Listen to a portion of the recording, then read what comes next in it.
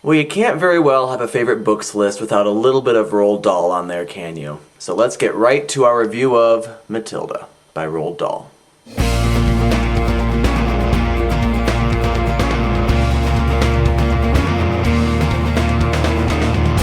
I think in a lot of ways, Roald Dahl really is the original children's storybook writer.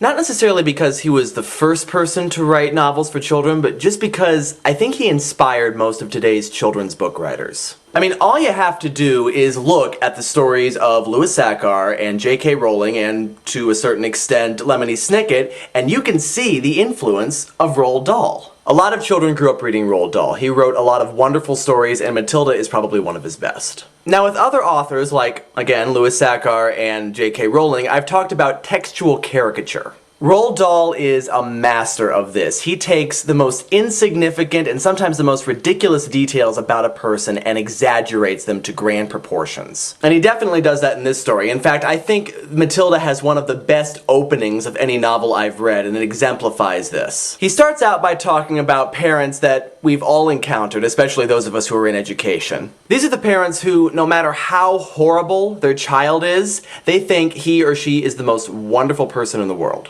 He talks about these parents for a little while, and then he goes on to talk about Matilda's parents, who are the exact opposite. Not only is Matilda a child prodigy who can read by the age of 3 or 4 and can do complex multiplication facts in her head, but she's also just a very charming and sweet child. Her parents, however, think that she's scum. The novel essentially comes in 3 parts, even though it's not divided as such. It is essentially told in 3 parts. The first part introduces us to Matilda as the daughter of the Wormwood family. It shows how intelligent she is, how advanced she is for her age, and also how badly she's treated. And actually, parts of this section of the novel are pretty dark. I mean, her family treats her pretty badly. But that's the great thing about Roald Dahl. He's not afraid to show us those dark parts of a person's life, and he's able to balance it with the whimsy that he's so good at. And so she decides that she needs to get back at her father for how badly he treats her, and so she starts to play a series of pranks on him. The second part of the novel is when Matilda starts school. It's almost like she's graduated to the next level of nastiness. She's learned how to live with her parents, but now she has to live with the rigors of school,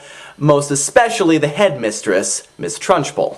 And I really like the way that they portray the school. They portray the school as a war zone, with the students waging this constant battle against Miss Trunchbull. And for pretty much the whole second part of the story, Matilda's just a bystander to this battle, and she sees soldiers fighting and falling in this fight. I especially like the scene where they first meet the character of Hortensia, who tells them in great bragging detail about some of the pranks that she's pulled on the headmistress. Not only because they portray her as some kind of great hero, but also because this is the first time when Matilda really kind of feels like she belongs at this school. She's among kin because of all the pranks that she's played on her parents. But Matilda is pretty much just a bystander. She's just an observer of all this for the first few chapters when she starts school. And then when she's specifically targeted by Trunchbull, that's when she jumps into the fray. And that's also when her powers manifest themselves, which brings us to part 3 of the novel, when she actually fights back. The story's pretty straightforward. I mean, outside of what I just said, there's really not a whole lot to say about it, but the message is really, really strong in its simplicity. It really is a story about the empowerment of children, and that especially comes through when you get to the explanation of Matilda's powers. By the way, if you don't want to be spoiled on the explanation for Matilda's powers, then you should stop watching now.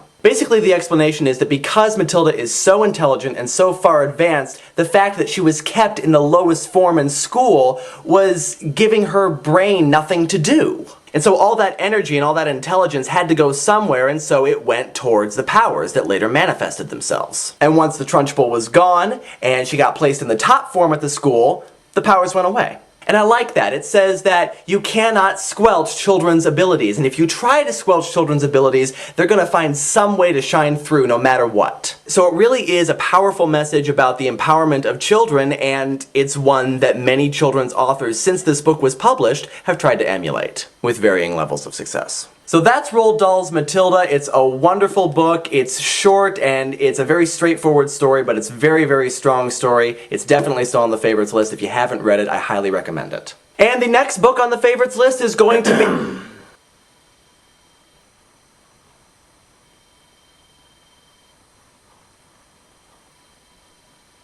What? That's it? That's all you're going to talk about?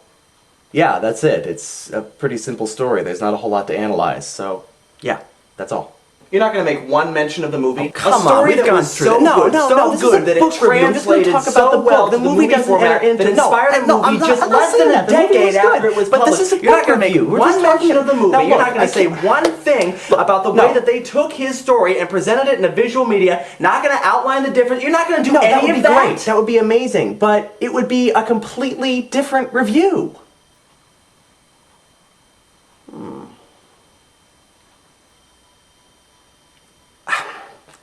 Anyway, that's Matilda. And the next book on the favorites list is going to be A Little Princess by Frances Hodgson Burnett.